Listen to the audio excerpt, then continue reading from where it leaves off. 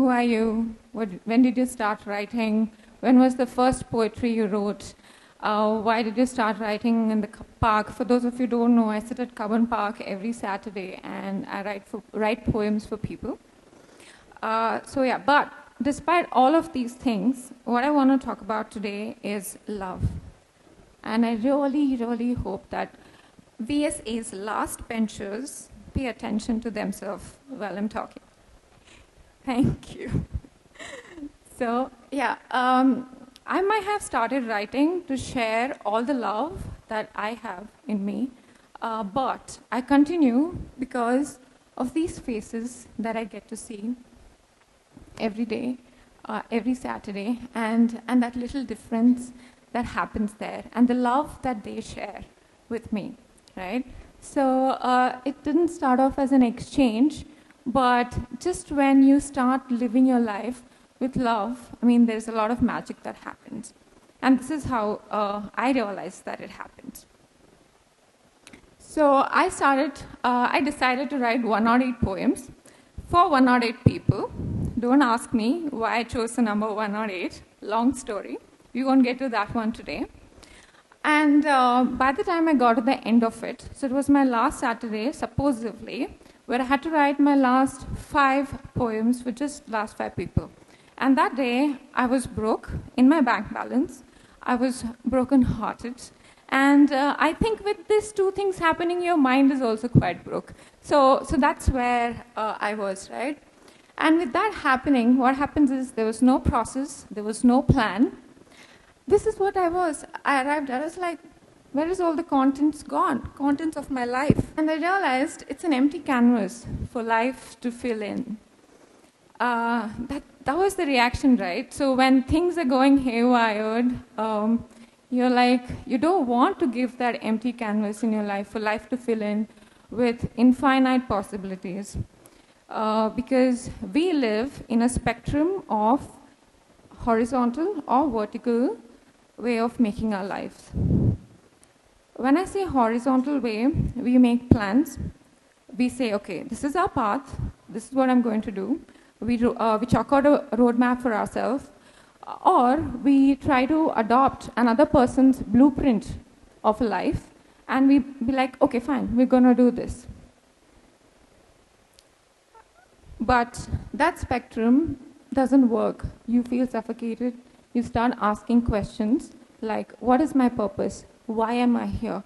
What am I doing? It's not enough. There is this constant nagging thing at the back of your mind, you think, but it's actually your heart, right? Something is missing. It's not enough. And we all have been there. Or the other spectrum is, you say, okay, I just surrender. I can't do this anymore. You just surrender. Not with faith or hope, but because you're tired. You just give up and you say, okay, let life take me from wherever it is. Now, imagine life as your partner, as an actual physical being whom you are married to. Now, that person doesn't nobody likes it when you are all planning and all controlling, and nobody also likes it when you don't involve in it, right? So that's what we do with life. We live in this spectrum, but we forget a love spot, and that is to live in interaction with life. And when you start living in interaction with life, you realize that you are art, because you are part of the nature, and you yourself are poetry, a walking, talking, a living, breathing poetry. And there is so much love within yourself to actually give, not because somebody has given it to you, no, because we are all simply born with it. I mean, imagine a baby. You're holding a baby, right? You don't have to validate that baby every day that, oh, I love you, or with endearments. It's just simply there. It's doing its thing. And every time you look at it, you feel so much love. And that is the sweet spot. I would like to call it the love spot of our lives, between the 2 extreme spectrums that we usually choose to pick and live. So, going back to the 108, that day, what if I was heartbroken, my bank balance was literally 500 rupees borrowed, which I withdraw, which I withdrew to go to the Carbon Park. And yeah, basically that was all the money I had for that day. So what if I thought, you know what, I'm broke, I need to find a job, and then work things out, and then maybe go later. I would have given in to the struggle of the life, where I would have thought, okay, life is a struggle, and this happens, man, like all the time. We need to pick up ourselves, make a plan, apply for the job, or get something to do, think how to make money. Yeah, if I chose that. Or if I said, my heart is aching, I'm in too much pain because of what I have gone through, and I just can't take this anymore, I'm going to give up. And, you know, went on the other spectrum of surrender. Not the spiritual surrender, where you don't give up, but this I'm talking about the give up surrender, just to be clear. Or if I would have thought that, you know what, I'm mentally exhausted, I'll simply not go to the park today. I mean, why should I love? I mean, what difference am I really making? I mean, I have to write my last 5 poems for last 5 people. I'll do some other Saturday. So that Saturday, 1 out of 3, for me it was all 3. Maybe for some of us, it is one of them. So if that Saturday, if I didn't go to the park, if I thought that, no, this is just not it, and been on the spectrum, then somebody wouldn't have come and made a viral video.